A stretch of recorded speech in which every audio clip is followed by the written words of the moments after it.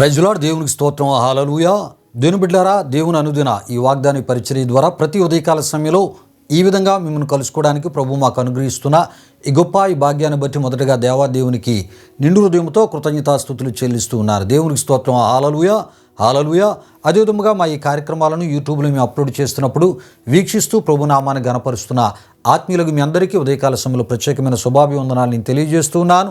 ప్రభు మిమ్మును మీ కుటుంబాలను నూరంతులుగా ఆశీర్వదించునుగాక. తన యొక్క సమాధానముతో ప్రభు మిమ్ములను మీ కుటుంబాలు నింపునుగాక. దేవుని బిడ్డలారా, ఉదయకాల సమయంలో ప్రభు మీకు ఇచ్చే వాగ్దానము ఇది అయి ఉన్నది.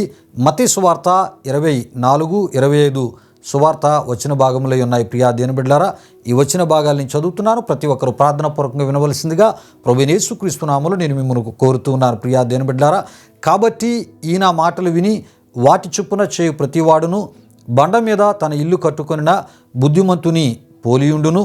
వాన కురిసెను, వరదలు వచ్చెను, గాలి విసిరి ఆ ఇంటి మీద కొట్టెను, గాని దాని పునాది బండ మీద వేయబడెను గనుక అది పడలేదు అని. ప్రియా దేవుని బిడ్డలారా, మన ప్రభు అయినటువంటి యేసుక్రీస్తు వారు ఆయన శిష్యులకు అంతేకాకుండా జనసమూహాలకు ఆయన ఇచ్చినటువంటి వాగ్దానముగా ఈ వాగ్దానాన్ని మనం చూస్తూ ఉంటాం. ప్రియా దేవుని బిడ్డలారా, అంటే యేసు ప్రభు యొక్క బోధను శిష్యులు విన్నారు, అదేవిధముగా జనసమూహాలు విన్నారు కనుక మరి వారందరినీ ఉద్దేశించి ఈ వాగ్దానాన్ని ప్రభు ఇచ్చినట్లు మనం చూస్తూ ఉంటాం.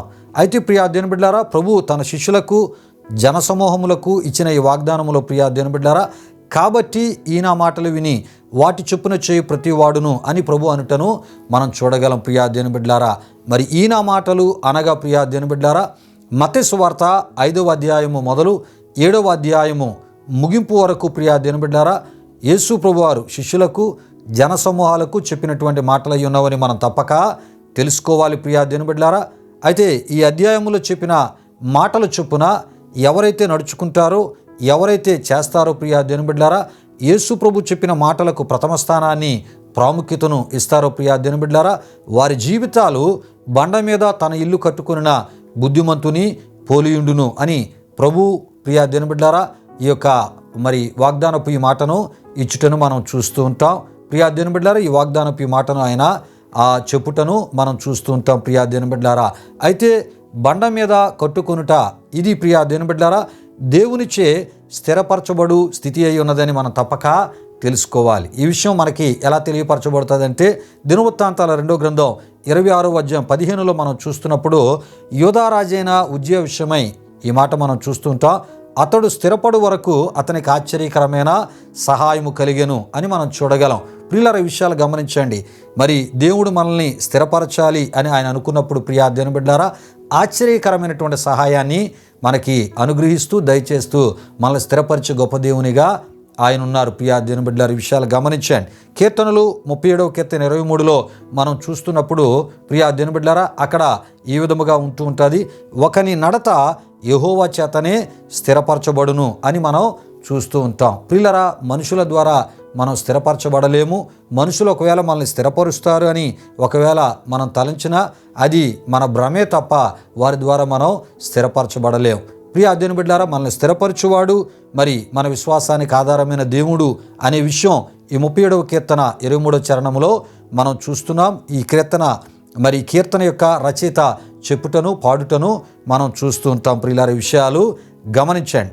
అంటే ప్రియా దేవుని బిడ్డలారా, మరి బండ అనేది మరి బలముగా స్థిరపరచబడుట అనే అర్థము మనకు కనబడుతుంది. ప్రియా దేవుని బిడ్డలారా, మరి ఆ బలముగా దృఢముగా స్థిరపరచబడే స్థితిని బండ మనకు తెలియజేస్తుంది. అంతేకాదు ప్రియా దేవుని బిడ్డలారా, స్థిరపరచబడిన వారు త్రాగుబోతులుగా మారిన వారు ఉన్నారు, వ్యభిచారులుగా మారిన వారు ఉన్నారు, వ్యసనపరులుగా మారిన వారు ఉన్నారు, గర్వహృదయులుగా మారిన వారు కూడా ఉన్నారు. అయితే ప్రభు ఇచ్చినటువంటి వాగ్దానములో మనం చూస్తున్నప్పుడు ప్రభు అంటూ ఉన్నాడు, బుద్ధిమంతులుగా ఉందురు అని ప్రభు అనుటను మనం చూస్తూ ఉంటాం. ప్రియా దేవుని బిడ్డలారా, విషయాలు గమనించండి. కాబట్టి ఈ నా మాటలు విని వాటి చొప్పున చేయు ప్రతి వాడును బండ మీద తన ఇల్లు కట్టుకున్న బుద్ధిమంతుని పోలియుండును అనేటటువంటి మాట ఆయన చెప్పుటను మనం చూస్తుంటాం. అంతేకాదు ప్రియా దేవుని బిడ్డలారా, వాన కురియుట, వరదలు వచ్చుట, గాలి విసురుట అనగా ప్రియా దేవుని బిడ్డలారా ఎటువంటి ప్రతికూల పరిస్థితులు ఎదురైనా దేవునిచే స్థిరపరచబడినటువంటి స్థితి కలిగి ఉండడమే కాకుండా బలముగా స్థిరముగానే ప్రియా దేవుని బిడ్డలారా మరి ఉండేటటువంటి స్థితికి మరి గుర్తుగా సూచనగా మరి ఈ మాటలు ఉన్నాయని మనం తప్పక తెలుసుకోవాలి.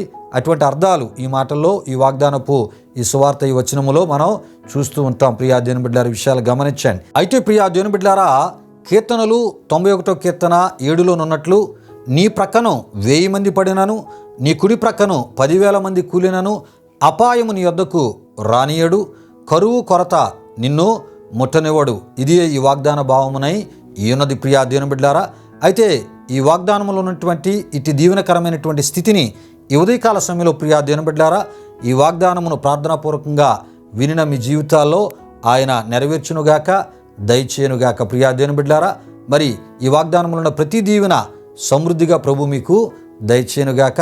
ఈ వాగ్దానంలో ఉన్న ప్రతి ఒక్క ఆ దీవెనకు సంబంధించినటువంటి ఆశీర్వాదములు మీ పట్ల ఆయన నెరవేర్చునుగాక.